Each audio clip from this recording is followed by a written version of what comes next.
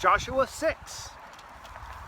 Now Jericho was strongly fortified because of the Israelites, no one leaving or entering. The Lord said to Joshua, "Look, I have handed Jericho to its king and its best soldiers over to you. March around the city with all the men of war, circling the city one time. Do this for 6 days. Have 7 priests carry 7 ram's horns trumpets in front of the ark, but on the 7th day march around the city 7 times while the priests blow the trumpets. When there is a prolonged blast of the horn and you hear it sound, have all the troops give a mighty shout. Then the city wall will collapse and the troops will advance, each man straight ahead." So Joshua, son of Nun, summoned the priests and said to them, "Take up the ark of the covenant and have 7 priests carry 7 trumpets in front of the ark of the Lord."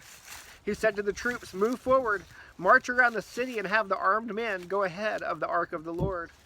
After Joshua had spoken to the troops, 7 priests carrying 7 trumpets before the Lord moved forward and blew the trumpets. The ark of the Lord's covenant followed them. While the trumpets were blowing, the armed men went in front of the priests who blew the trumpets, and the rear guard went behind the ark. But Joshua had commanded the troops, "Do not shout or let your voice be heard. Don't let one word come out of your mouth until the time I say shout. Then you are to shout."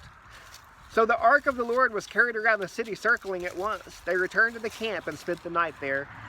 Joshua got up early the next morning.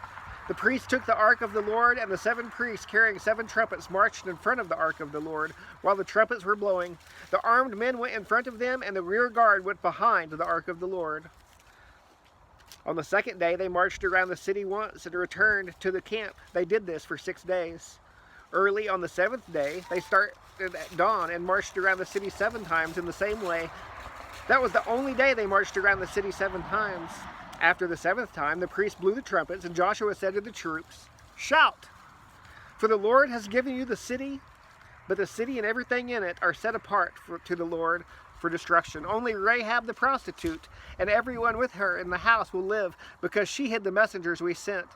But keep yourselves from the things set apart, or you will be set apart for destruction. If you take any of those things, you will set apart the camp of Israel for destruction and make trouble for it.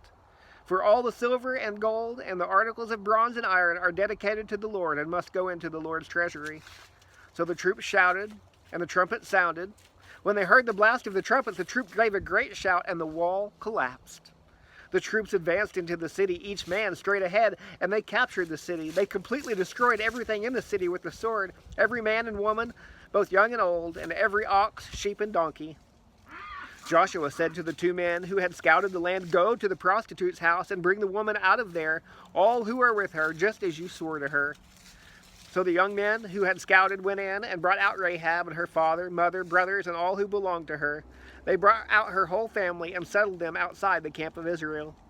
They burned the city and everything in it, but they put the silver and gold and the articles of bronze and iron into the treasury of the Lord's house. However, Joshua spared Rahab the prostitute, her father's family, and all who belonged to her, because she hid the messengers Joshua had sent to spy on Jericho, and she still lives in Israel today.